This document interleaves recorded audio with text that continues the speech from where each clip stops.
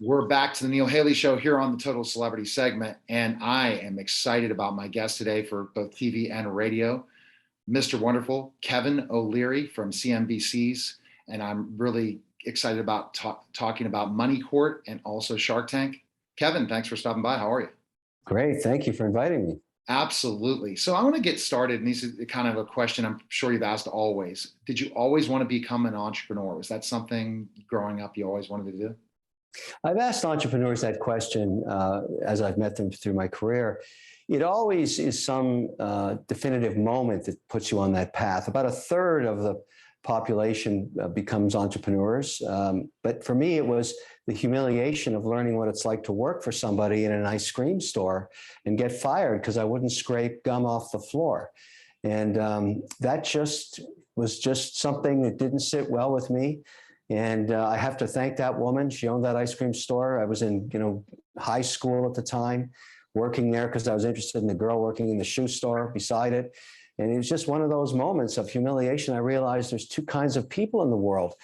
Those that, own the store and those that scrape the gum off the floor. And you have to kind of decide what you want to be and do. And I'm not dissing anybody that wants to have a career, right, in a corporate ladder, but it's just, I can't do it.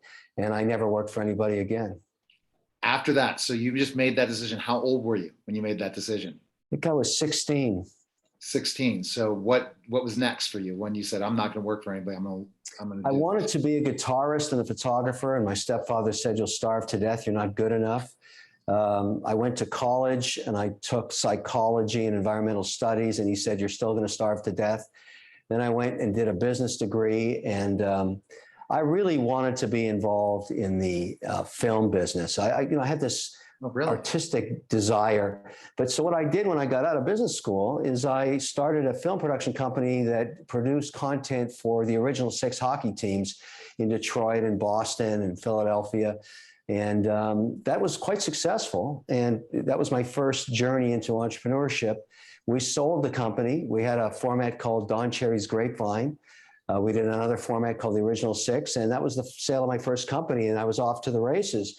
But I'd always wanted to go back to be, trying my luck in bands. And, but, I've been fortunate on the financial route.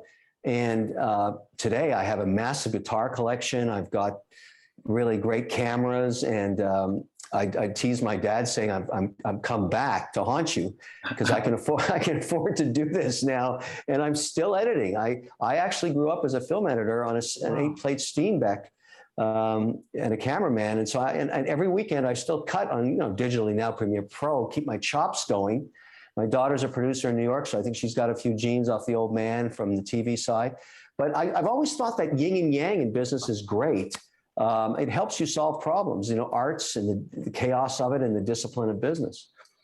I would never have thought that. I mean, might have heard a little bit about it on Shark Tank. I'm a huge fan of Shark Tank. I would never have thought that you're in the entertainment business, because the entertainment business helps you really in so many ways, being a performer, as when you did guitars, to performing in front of people, to being behind the scenes. You really understand how to tell a story.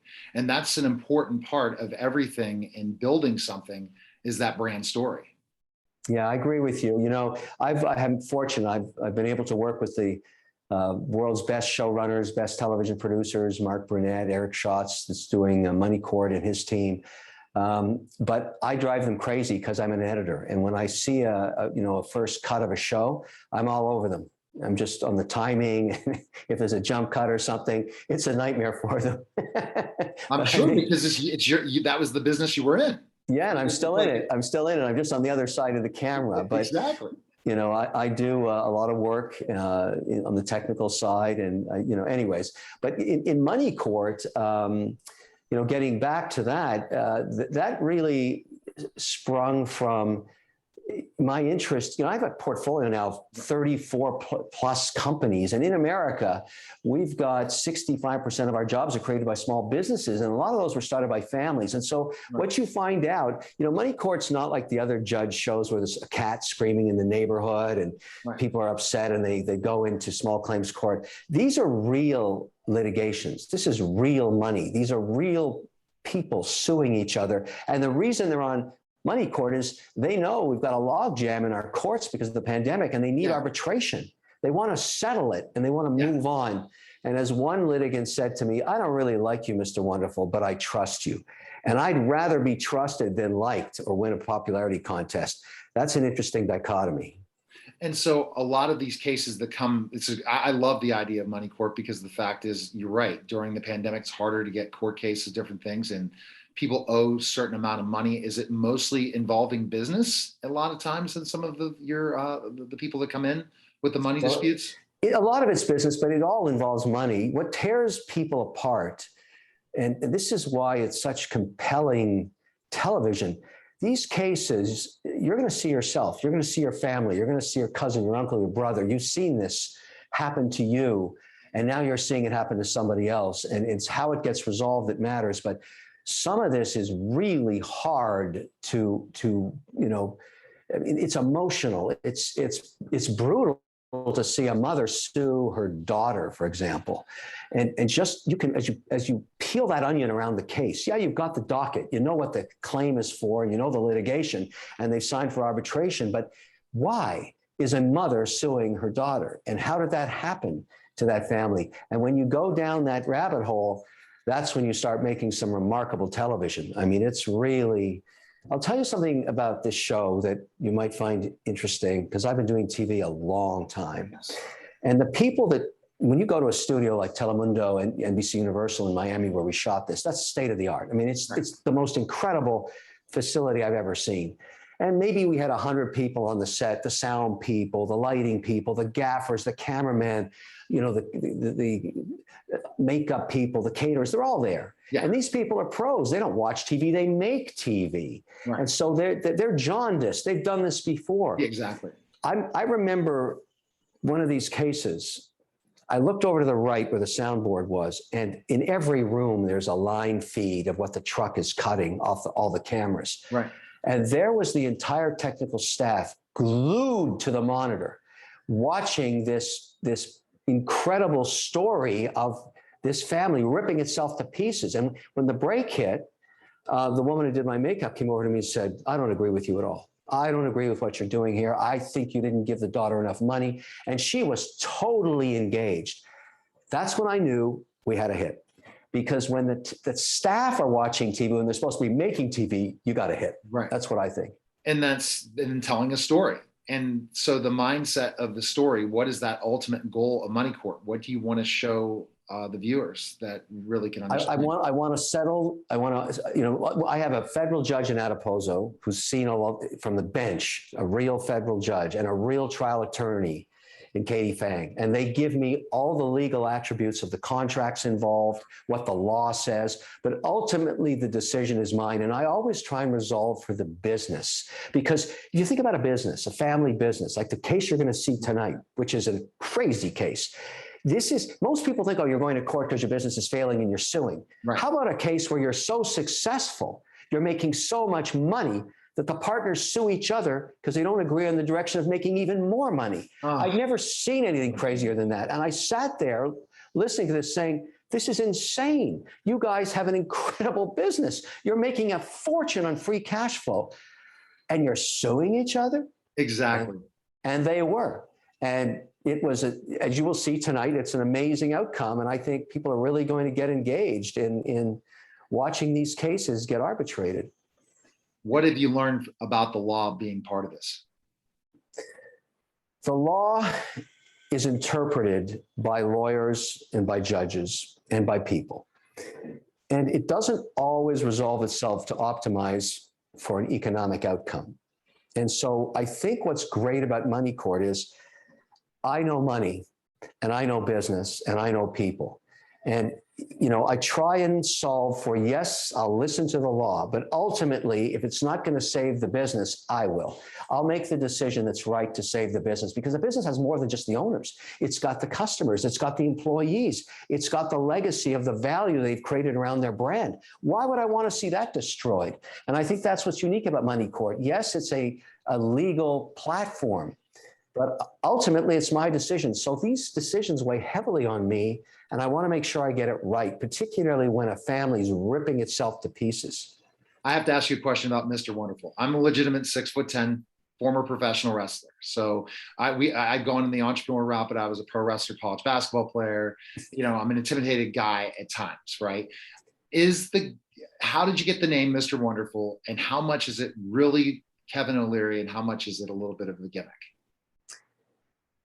I'll tell you where this stems from. When I was 14 years old, my mother said something to me that I never listened to then, but later in life, it became very, very relevant. That's what happens in life a lot. If you park it in your brain, sometimes it becomes useful, sometimes not. She said to me, Kevin, if you always tell the truth, you'll never have to remember what you said. And I said, what does that mean? She said, think about it. You're going to be thinking one day to lie to somebody, and you don't have to. You can just tell them the truth. But the thing about the truth is not everybody wants to hear it. No, and so my role on Shark Tank is I'm the shark that tells you the truth, even if it's not what you want to hear, because the real world is going to come and bite your hidey anyways. And I think in the early demo days when we were shooting the pilot, 14 years ago, 13 years ago, Barbara, who we just don't agree on some stuff. She said facetiously to me, your offer is a joke. You're trying to get control from these people at 51%. It's the first time they've met you. Aren't you just Mr. Wonderful? And we think that's when it started. And I thought, yes, I am Mr. Wonderful, Barbara, because I tell the truth and you don't. And so we got into it back then, and we've stayed that way all these years. And obviously, I have a relationship with her that's very healthy. We're good friends. She's a great cook. I can cook too. We often meet up in New York and prepare a big meal. I love that. And the only reason she gets anywhere and makes it to Shark Tank on time is I buy her a new broom every year. See, what I think that helps you is being in the entertainment industry before being on Shark Tank. Some of them were, some of them weren't, and you really bring a different side, especially when you see someone pitch something and then bam, you hit them with the truth, which is important. Yeah, and I think it's unfair to call me the mean shark. I just tell the truth. And I mean, if you can't handle it, don't worry, it's going to catch up with you anyways. I don't think you are. That really is important for Money Court. And what we found in the casting to get these cases to actually sign these contracts is many people in America don't actually like me that much, but they trust me. And I'd rather be trusted than win a popularity contest. That was a great honor for me to hear that from people saying, look, we don't have to be friends, but I'll listen to what you do in terms of adjudicating my case or, going through arbitration with you. And when we did the post-analysis, in other words, interviewed the exit people after they settled, after they heard my verdict, 90% of them were happy with the outcome. So I'm taking a lot of pride in that. And I think this show will have a lot of legs because there's countless cases in America right now, countless. And I think we're going to get a lot of them on Money Court. And it's too bad. Sometimes the businesses are really not at fault. Sometimes they are at fault. And that's where Kevin will rule.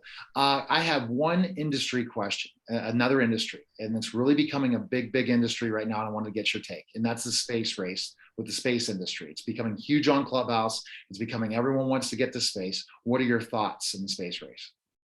I've had the opportunity to actually go and see Branson's facility. I've had a chance to work with him on social media and see his actual capsule that he flew in. I wouldn't do it, but he's an adventurous soul, and I get it. I think this is going to be a good business. I really do. Not just from the human perspective of the interest of seeing space. Everybody wants to see it and feel weightlessness. It's just human interest in being explorers. And I think they will commercialize that. But I'm more interested in being able to fly to London in an hour, because I spend a lot of my time in Dubai or Saudi Arabia or the Middle East or in Switzerland. And I have to fly there 6 and 7 hours. And some of this technology that's being advanced is for that suborbital travel that I can go from New York to London in 1 hour and 5 minutes. Imagine I can go there, do a meeting and fly back for dinner.